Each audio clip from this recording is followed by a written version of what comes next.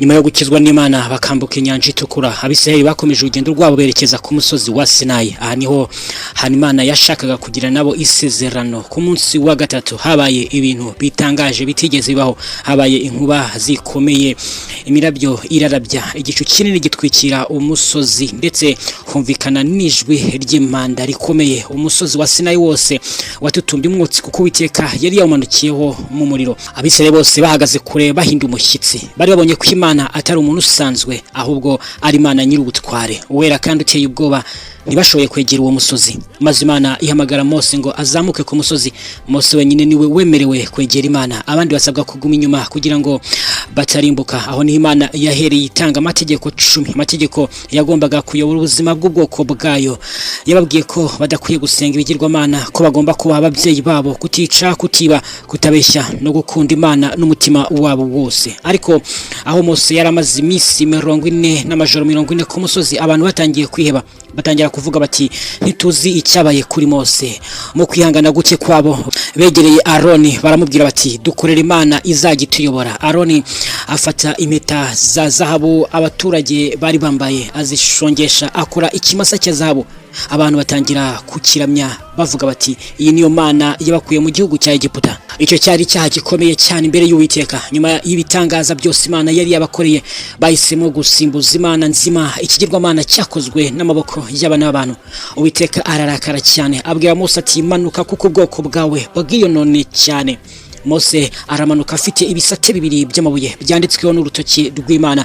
Ageze mu nkambi asanga abantu babyina bazengurutse ikimasa cy'izahabu. Kubera gahinda n'uburakari yajugunye hasi bya bisate by'amategeko birameneka. Hanyuma afata cya kimasa aragitwika, aragisya, ivu arisuka mu mazi, maze ayanywesha Abisirayeli kugira ngo bamenye uburemere bw'icyaha bakoze.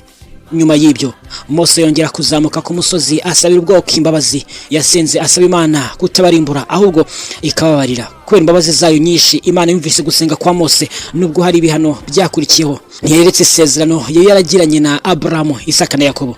Ibi bitwigisha ko Imana ari uwera kandi yanga icyaha, ariko kandi yuzuye imbabazi ku muntu wihangana by'ukuri. Hari ikindi cyigisho gikomeye tubona muri iki gice. Umuntu ashobora kubona ibitangaza byinshi, ariko iyo umutima we udakomeye mu kwizera ashobora kugwa mu cyaha mu kanya gato. Niyo mpamvu ijambo ry'Imana riduhamagarira guhora turi maso. Ijambo ry'Imana ritubwira ko dukwiye kuba maso kandi tugasenga kugira ngo tutagwa mu moshya. Ariko urugendo rw'Abisirayeli ntirwari rurangiye. Nyuma yo kuva muri Sinayi, Imana yakomeje kubayobora ibaganisha mu gihugu cy'isezerano. Nyamara imbere yabo hari ubutayu, ibigeragezo, kwinuba, intambara n'ibitangaza byinshi byari bigiye gukurikira. Nyuma yo guhabwa amategeko ku musozi wa Sinayi no kongera kugirana isezerano n'Imana, Abisirayeli bakomeje urugendo rwabo berekeza mu gihugu Imana yari yarasezeranyije basekuruza babo Abrahamu, Isaka na Yakobo. Buri munsi babanaga n'ikimenyetso cy'ubwiza bw'Imana. Ku manywa yayoborwaga n'inkingi y'igicu, ninjoro ikayoborwa n'inkingi y'umuriro. Iyo nkingi ntiyabavagaho, ibibutsa ko Imana ihorana n'abayiringiye. Urugendo rwari rurerure kandi rwuzuyemo ibigeragezo. Hari igihe baburaga amazi bakinubira Mose, hari igihe baburaga ibyo kurya bakibagirwa ko Imana yabambukije inyanja itukura. Nyamara buri gihe Imana yakomezaga kubereka urukundo rwayo. Yabahaga manu iva mu ijuru, ibaha amazi ava mu rutare, kandi ibarinda abanzi babo. Amaherezo bageze hafi cyane y'igihugu cy'isezerano. Bari bageze i Kadeshi y'i Bernaya, ahantu hari hasigaye urugendo ruto ngo binjire mu gihugu cyuzuye amata n'ubuki. Byasaga naho amasezerano y'Imana agiye gusohora. Mose akurikije amabwiriza y'Uwiteka aturanya abagabo 12, umwe muri muryango wa Isiraheli. Bari abantu bazwi ubutwari n'icyizere. Mu bo baturanije harimo Yosuwa wo mu muryango wa Efrayimu na Kalebu wo mu muryango wa Yuda. Boherejwe kujya gutata igihugu cya Kanani. Bari bafite inshingano yo kureba uko igihugu giteye, uko abaturage bacyo bameze, imbaraga zabo, imijyi yabo n'uburumbuke bw'igihugu. Bamaze iminsi 40 bazenguruka icyo gihugu. Ibyo babonye byarabatangaje. Basanze ari igihugu cyiza cyane, gifite ubutaka burumbuka, imbuto nyinshi n'imizabibu minini, ku buryo ishami rimwe ry'imizabibu ryasabaga abantu babiri ngo bariterure. bagarukanye imbuto nk'ikimenyetso cy'uko Imana yari yaravuze ukuri, ariko si bose bagarutse bafite umutima umwe. Abatasi 10 batangiye gukwirakwiza amagambo ateye ubwoba, babwira Abisirayeli bati nukuri igihugu ni cyiza cyane, ariko abaturage bahatuye bafite imbaraga nyinshi, imijyi yabo irakomeye kandi irarinzwe, twabonye ari bihangange, twabonaga tumeze nk'inzige imbere yabo. Ayo magambo yatumye ubwoba bwinjira mu mitima y'Abisirayeli, batangira kurira ijoro ryose bavuga ko ari byiza iyo baza gupfira muri Egiputa cyangwa mu butayu aho kujya kwikirwa muri Kanani. Ariko Yosuwa na Kalebu barahaguruka bavuga amagambo yuzuye kwizera, barababwira ngo ntimutinye, niba Uwiteka yadushimye azatwinjiza muri kiriya gihugu, ntimwigomeke ku Mana kandi ntimutinye abo bantu kuko Uwiteka ari kumwe natwe. Icyakora abantu ntibashatse kumva ayo magambo, ahubwo bashakaga gutera amabuye Yosuwa na Kalebu kubera ubutumwa bwabo bwo kwizera. Aho niho ikibariro cy'Uwiteka cyongera kugaragara imbere y'Abisirayeli bose. Imana ibwira Mose ko abantu bakomeje kutizera nubwo babonye ibitangaza byinshi. Uwiteka aravuga ati nzageza ryari abantu banshira urubanza, nzageza ryari kunanirwa kunyizera kandi kandi narabakoreye ibitangaza byinshi. Mose yongera guhagarara hagati y'Imana n'ubwoko bwayo, asaba imbabazi kugira ngo Imana itabarimbura. Yibutsa Imana isezerano ryayo n'imbabazi zayo nyinshi. Imana irabumvira ariko itanga igihano gikomeye. Abantu bose bafite imyaka 20 kuzamura binubiye Imana ntibazinjira mu gihugu cy'isezerano, hazinjira gusa Yosuwa na Kalebu kuko aribo bakomeje kwizera Uwiteka nubwo abandi bose bacitse intege. Aho niho hatangiye imyaka 40 yo kuzerera mu butayu. Umunsi umwe wo gutata igihugu wahindutse umwaka umwe wo kuzerera. Iminsi 40 y'ubutasi ihinduka imyaka 40 y'ibihano. Ero ni isomo rikomeye cyane, harigaragaza ko ubwoba bushobora kwambara umuntu umugisha Imana yamuteguriye. Kwizera gukingura amarembo y'amasezerano, ariko kutizera birayafunga. Nkuko Bibiliya ivuga, umukiranutsi azabishwa no kwizera. Kandi nanone ntutinye kuko ndi kumwe nawe, niwihebe kuko ndi Imana yawe. Ariko ni gute Abisirayeli babayeho muri iyo myaka 40? Niwe bitangaza Imana yakomeje kubakorera kuki Mose ubwe atigeze yinjira mu gihugu cy'isezerano.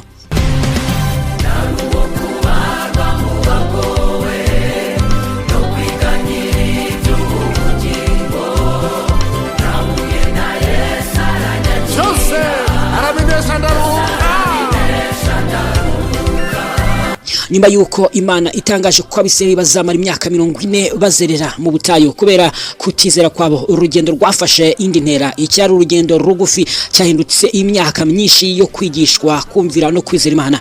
Buri munsi Imana yakomeje kubitaho nubwo bari barayigomeye.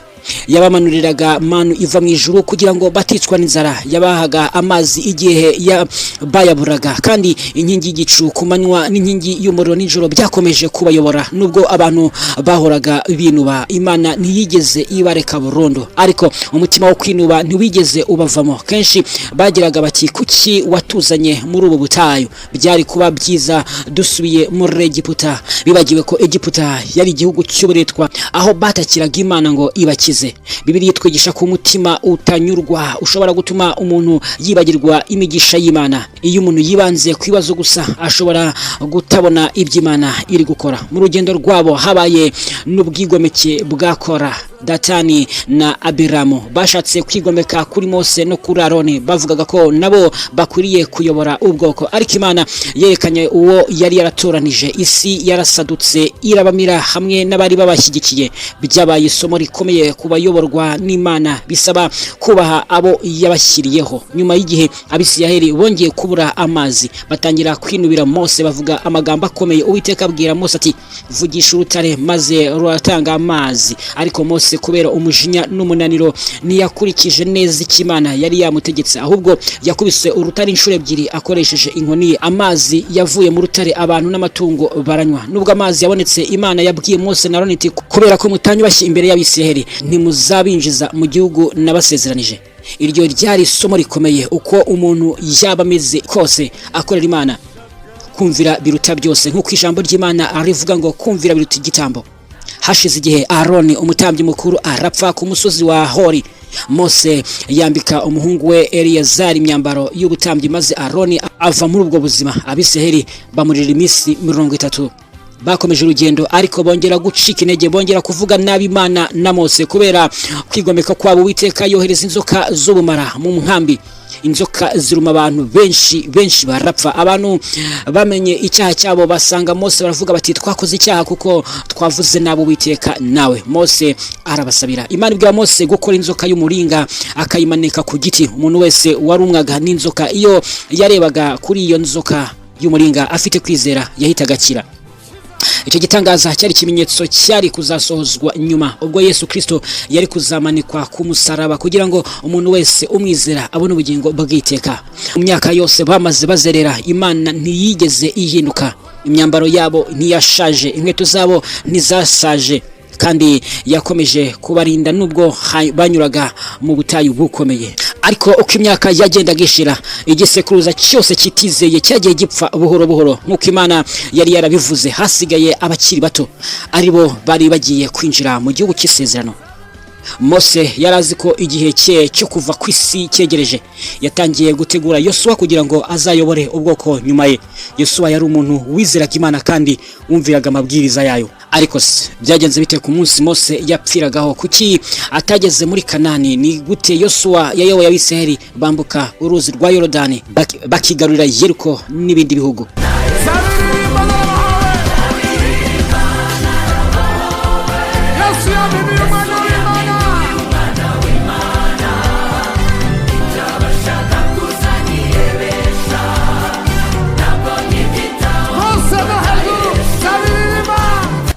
Nyuma y'imyaka 40 yo kuzerera mu butayu, igihe Imana yari yasezeranije cyari kigeze, ibisekuruza kitizeye cyose cyarashize. Hasigaye abantu bashya biteguye kwinjira mu gihugu cy'isezerano. Mose yari ageze ku iherezo ry'umurimo we, ariko Imana yari yamaze gutoranya abamusimbura. Yosuwa, umugabo wari waragaragaje kwizera no kumvira Imana kuva kera. Mbere yo gupfa, Mose yakoranije Abisirayeli bose, yabibukije amategeko y'Imana, abasaba kutazigera bayateshuka. Yababwiye ko umugisha uzaba n'ubumvira Imana, ariko ko kutayumvira bizabazanira amakuba. Yabasabye gukunda Uwiteka n'umutima wabo wose no kwigisha abana babo ijambo ry'Imana. Nyuma y'ibyo Mose azamuka ku musozi wa Nebo. Aho niho Imana yamweretse igihugu cyose cya Kanani. Yakitegereje ari kure ariko ntiyemerewe kukigeramo. Mose apfiraho ku musozi afite imyaka 120, kandi Bibiliya ivuga ko amaso ye atari yaracuze ndetse imbaraga ze zari zitarashira. Abisirayeli bamuririye iminsi 30. Bari babuze umuyobozi wari warabakuye muri Egiputa, wavuganaga n'Imana imbona nkubone kandi wabasabiraga igihe cyose bacumuraga. Nyuma y'urupfu rwa Mose, Imana ibwira Yosuwa iti, Mose umugaragu wanjye arapfuye, none haguruka wambukane aba bantu uruzi rwa Yorodani mujye mu gihugu nabahaye. Yosuwa ntiyari wenyine. Imana yongeye kumusezeranya iti, komera ushikame, ntutinye kandi ntugire ubwoba, kuko Uwiteka Imana yawe izabana nawe aho uzajya hose. Yosuwa ategura ubwoko bwose. Abatambyi bafata isanduku y'isezerano bayijyana imbere. Igihe ibirenge byabo byakandagiraga mu mazi ya Yorodani, amazi yarahagararaga. Abaturage bambukira ku butaka bwumutse nk'uko byari byaragenze ku nyanja itukura. Abisirayeli binjiye mu gihugu Imana yari yarabasezeranije. Nyuma y'imyaka 40 bategereje, bafata amabuye 12 bayubaka nk'urwibutso kugira ngo abazabakomokaho bazahore bibuka ibitangaza Imana yabakoreye. Ariko urugamba rwari rutangiye. Umujyi wa mbere bari bagomba gufata wari Yeriko, wari ukikijwe n'inkuta zikomeye. Ku maso y'abantu kuwufata byasaga n'ibidashoboka. Imana ibwira Yosuwa amagambo atangaje, kuzenguruka umujyi rimwe ku munsi mu minsi 6.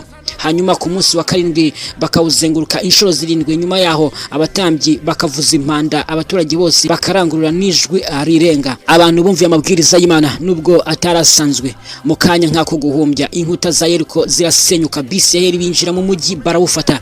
Byagaragaje ko insinzi ituruka ku Mana atari ku mbaraga z'abantu. Iyi nkuru itwigisha ko Imana ishobora gukora ibiyenzi by'umuntu atekereza. Iyo twumviye ijambo ryayo, n'ibisa n'ibidashoboka birashoboka. Ariko kandi nyuma y'insinzi ya Yeriko habaye ikindi kigeragezo. Umuntu witwaga Akani yafashe ibintu Imana yari yarawujije gufata. Kubera icyaha cy'umuntu umwe, Abisirayeli batsinzwe. Urugamba rwakurikiyeho bamaze kwihana no gukuraho icyaha, Imana yongera kubaha insinzi. Urugendo rw'Abisirayeli rutwigisha byinshi. Imana irakiza, ikayobora, ikahana, ariko kandi ikababarira kandi ikuzuza ibyo yasezeranije.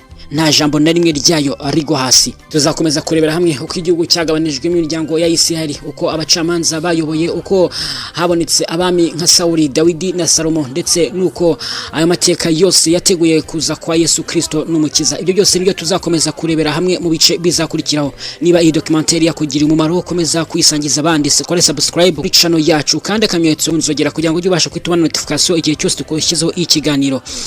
Ntuzacikanwe n'ibice byacu bikurikira by'amateka akomeye ya Bibiliya. Ijambo ry'Imana rizahora iteka, kandi hahirwa uwumva ijambo ry'Imana akarizirikana.